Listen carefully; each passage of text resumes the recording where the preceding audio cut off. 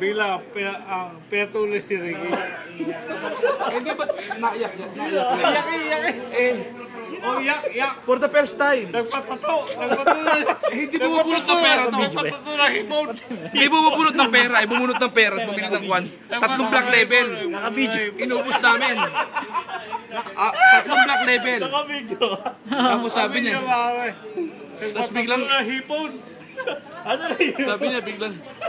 Kasi ikaw eh. Tinuturo si Tom eh. Pero ayaw mo payakap. Kahit na nagpatato ako ng hipon, ayaw mo payakap. Parang namimiss kita pa. Kung in despair ka pa, Close up sa hipon. Close up sa hipon. ayun, hipon no. Patingin na hipon. Yung hipon lang ha. Yung hipon lang. Wag yung kwan, wag yung pispan. Ano nangyari? Ano nangyari nung nag-inom kayo, kuya? Eh, nagumiyak.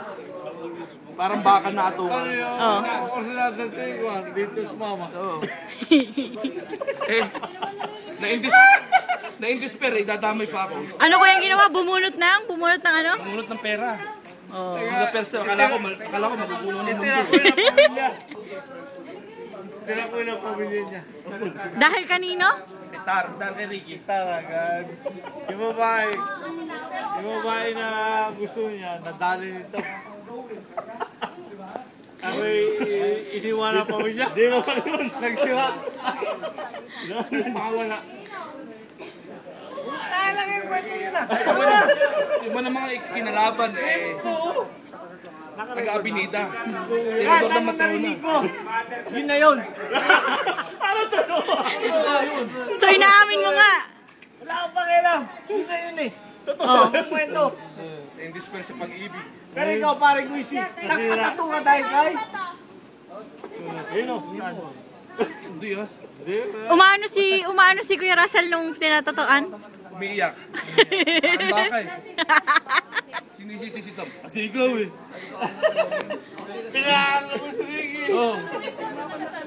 Pinubuyo mo si Ricky. Wala si Kara. Hindi ako umiyak ah. O, ano masasabi mo? Ano masasabi mo? Natulog pang uok yan, di ba? Natulog pang uok. Nalukan lang dahil kasi. Hindi.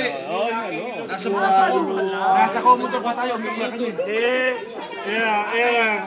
Yan, sa history ng ating samahan.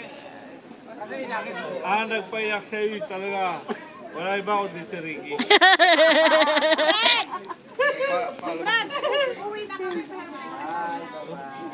Nasa ko sa akin? Wala sa akin? Ayaw mo kayo Linda. Wala. Ano mo yung paiyak na? Sino yung puting? Umuwi. Shit mo na sa akin susi.